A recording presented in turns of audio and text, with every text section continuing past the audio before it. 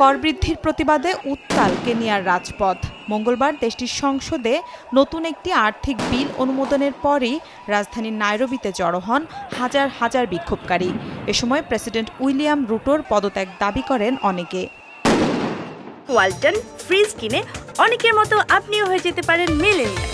সেরা পণ্যের সেরা offer. We want you as the government to be accountable. We have started with the president. দেয়ালে পিঠ থেকে গেছে আমাদের। সরকারের ঋণের বোঝা টানতে পারবো না আমরা। এর জন্য তারাই দায়ী। এই সরকারের পরিবর্তন চাই আমরা।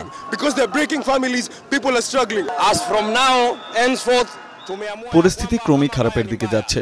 প্রেসিডেন্টের পদত্যাগই এখন একমাত্র সমাধান। hatuna fujo, hatuibi mali ya mtu.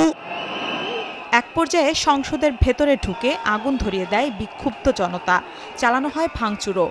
এ সময় বেসমেন্টে আশ্রয় নেন সংসদ সদস্যরা।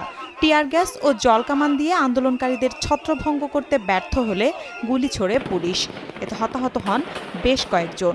সহায়তার জন্য এগিয়ে এলে ভেঙে গুড়িয়ে দেয়া হয় রেড ক্রসের গাড়িও। বিক্ষোভ ও সংঘর্ষ ছড়িয়ে পড়ে আরও বেশ কিছু শহরে। পরিস্থিতি নিয়ন্ত্রণে আনতে এরই মধ্যে নাইরোবিতে মোতায়েন করা হয়েছে সেনাবাহিনীর বিপুল সংখ্যক সদস্য। কেনিয়ার পরিস্থিতি পর্যবেক্ষণের কথা জানিয়েছে যুক্তরাষ্ট্র। উদ্বেগে ব্রিটেন, কানাডা, জার্মানি সহ বেশ কিছু দেশের দূতাবাসও।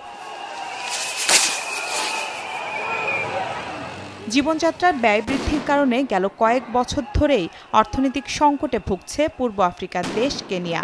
ঋণের বোঝা কমাতে সরকারের অতিরিক্ত কর বাড়ানোর সিদ্ধান্তে গেল কয়েক সপ্তাহ ধরেই আন্দোলনের হুঁশিয়ারি দিয়ে আসছিলেন দেশটির সাধারণ জনগণ। মিলা খন্দকার, চ্যানেল 24।